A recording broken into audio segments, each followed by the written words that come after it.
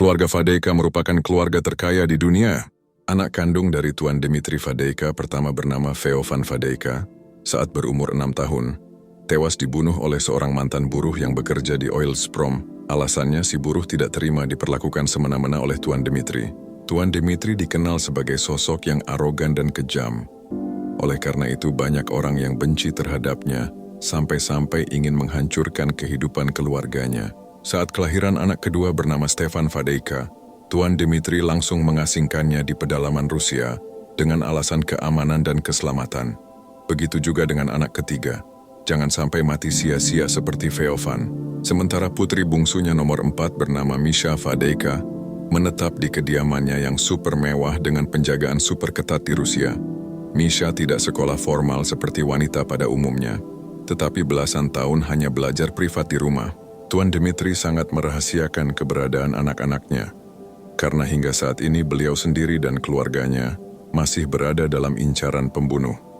Belasan hingga puluhan tahun Tuan Dmitri menjaga rahasia besar ini semata-mata demi keutuhan keluarganya. Namun tidak selamanya Tuan Dmitri akan terus menutupinya. Di saat usianya yang makin menua serta ditambah sakitnya yang kadang kambuh, beliau butuh seseorang yang bisa mengurus bisnis besarnya.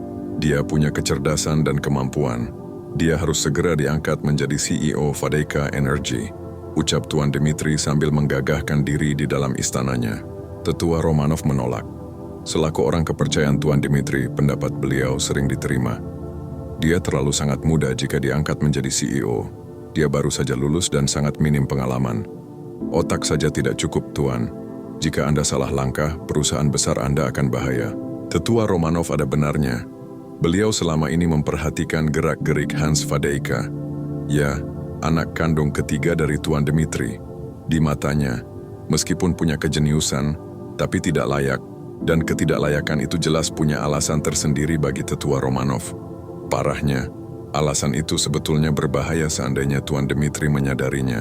Tidak selamanya orang kepercayaan akan selalu bisa dipercaya. Hati manusia lemah. Beberapa jam kemudian, Hans tiba di Istana Valam yang sangat megah milik Tuan Dmitri. Perjalanan dari Swiss ke Rusia tidak akan lama karena Hans dijemput dengan menggunakan jet pribadi milik Fadeyka Energy. "Apa kabarmu, anakku?" tanya Tuan Dmitri lalu memeluk Hans dengan sangat akrab. "Baik dan sehat, Ayah. Aku harap Ayah juga selalu sehat," balas Hans ramah dan sopan. Selama hidupnya, Hans baru 2 kali menemui ayah kandungnya. Sekali waktu dia masih SMA, itu pun karena Tuan Dmitri sedang sakit. Bukan karena kangen atau alasan lain. Bahkan orang yang tahu bahwa Hans merupakan bagian dari keluarga Fadeyka cuma segelintir. Kebanyakan orang di istana tidak tahu bahwa Tuan Dmitri punya anak, kecuali Misha saja. Rahasia yang sangat dijaga. Tuan Dmitri menatap bingung. "Kenapa pakaianmu jelek sekali, anakku? Kemeja ini sangat murah. Kau tidak pantas memakainya." Hans tersenyum ramah lalu menjawab, "Ayah, bukankah ayah sendiri yang ingin agar aku tidak tampak seperti orang kaya?" Tuan Dmitri menghembuskan napas kasar lalu berkata, "Betul. Maafkan ayah karena sudah menyusahkanmu, anakku. Seharusnya kau tidak menderita seperti ini selama 20 tahun lebih." Anehnya, ketika Tuan Dmitri memberikan uang, Hans selalu menolak. Sepeser pun Hans tidak pernah menerima uang dari ayahnya. Hans berkata, "Aku malah senang hidup seperti ini. Ada sebagian temanku karena mereka kaya dan terus berada dalam kasih orang tua, mereka sulit dewasa. Aku harusnya berterima kasih pada ayah karena telah diajarkan menjadi pria mandiri." Mendengar itu Tuan Dmitri terharu. Lalu dipeluknya lagi Hans sangat erat. "Kau akan mengurus bisnis ayah sekarang juga, Hans," ucap Tuan Dmitri dengan nada tegas. Hans langsung melepaskan pelukan ayahnya. Seketika wajahnya berubah tertekuk. Senyumnya kian mengendur. Bukan karena ingin durhaka, tapi Hans jelas belum siap jika disuruh menjadi CEO. Fadeyka Energy terlalu besar. "Kak Stefan lebih pantas, ayah. Dia lebih dewasa dariku. Lagi pula aku mau lanjut S2 dahulu. Sementara kakak baru saja menyelesaikan magisternya. Biarkan dia saja. Siapapun, jika disuapi sepotong roti tidak bakal menolak." Namun Hans menolak jabatan CEO dan dengan santai menyerahkan posisi tertinggi itu buat saudara kandungnya. Di saat sebagian orang di luar sana saling sikut bahkan saling bunuh lantaran memperebutkan harta warisan, Hans malah berlapang dada dan mengalah. bahkan merendahkan dirinya karena merasa tidak pantas. Padahal Tuan Dimitri mengawasi Stefan dan Hans selama ini. Berdasarkan penilaian beliau, Hans sang adik justru lebih layak menjadi CEO saat ini. Tuan Dimitri menatap Hans lekat-lekat dan berkata, "Kau belum pernah bertemu dengan kakakmu kecuali waktu kecil. Sudah belasan tahun. Dari mana kau bisa menilai bahwa kakakmu lebih pantas? Lantaran usia dan status." Hans tak menjawab karena memang tidak punya jawaban. Namun, dia juga tidak bisa menilai dirinya sendiri sanggup. Meskipun Hans nantinya ingin membuktikan kepada ayahnya bahwa dia memang layak diperhitungkan sekaligus berbakti kepada ayahnya, tetapi dia tetap rendah hati dan tidak merasa diri bangga diri. Sebaliknya, Tuan Dimitri sangat menyanjung Hans karena semua kebolehannya. Beliau sangat bangga terhadap semua pencapaian Hans. Hans berkata lembut dan tidak mau sampai melukai perasaan ayahnya.